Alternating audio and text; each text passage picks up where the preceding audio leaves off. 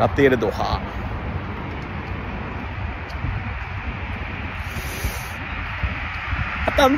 কাতার নিজে বুঝি নেই। তো আসসালামু আলাইকুম, কেমন আছেন সবাই? আশা করি সবাই ভালো আছেন।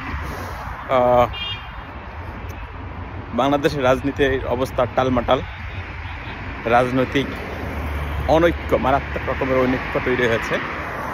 অবিশ্বাস, বাড়াবাড়ি, সব কিছু মিলে অবস্থা খারাপ।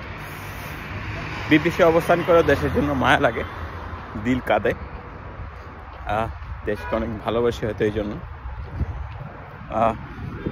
আসলে আমরা যেই উদ্দেশ্য নিয়ে আমরা 1600 মানুষের জীবন হারিয়েছি, সেই উদ্দেশ্য থেকে আমরা সবাই সরে এসেছি। যাদের নেতৃত্বে মানুষ জীবন দিয়েছিল, তাজা প্রাণগুলি গেল, তারাও তাদের কথা, তাদের নীতি, তাদের আদর্শতে তারা অটুট থাকতে পারেনি। আসলে এটা খুবই দুঃখজনক। আমাদের মানে কি বলবো, খুবই বেদনাদায়ক। এরা হয়তো অনেক টাকা কামাবে, বা আবার হয়তো ক্ষমতার পালাবদল ঘটবে, বা হয়তো আবার ফিরে আসবে, সেই আগের যে যা আছে সবই ফিরে আসবে, কিন্তু মানুষগুলি আর ফিরে আসবে না।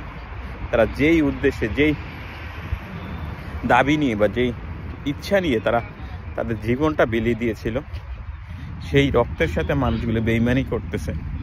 সেই জন্য খারাপ লাগতেছে, আসলে মারাত্মক রকমের খারাপ লাগে। এবং গতকাল ইলিয়াস হোসেনের কিছু ভিডিও দেখছিলাম, আমি দেখার চেষ্টা করি আর কি, খবর রাখার চেষ্টা করি। তো সেখানে ইলিয়াস হোসেন যা বললো, দুজন উপদেষ্টা সম্পর্কে যা বললো, আসলে কি বলবো, এরা আসলে কিভাবে এগুলি পারে, কোন বিবেক, কিভাবে কি পারে, সেটাই আমার মাথায় আসে না, আমার বিবেক দেয় না আসলে কিভাবে কি পসিবল। এর একটা মানুষের রক্তগুলি এদের কাছে এত সস্তা, এদের কাছে মানুষের জীবন বা এত কিছু, এই দেশের মানুষ সব খারাপ, ঠিক আছে, কিছু মানুষ তো আছে যারা ভালো আছে, ভালো প্রত্যাশা রাখে, ভালো রিজার্ভ করে, সেই জন্য তারা কাউকে দায়িত্ব দেয়, কারো পিছিয়ে এসে দাঁড়ায়। কিন্তু সেই লোক যখন মীর জাফরের মতো পিছন থেকে ছুরি মারে, তখন আসলে কিছু করার থাকে না।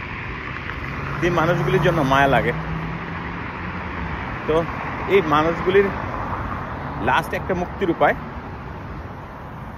নিজের জন্য দাঁড়িয়ে যাওয়া, পিছিয়ে হাঁটার সুযোগ নেই, সামনে আগাও। মানুষগুলোর জন্য শুভকামনা থাকলো।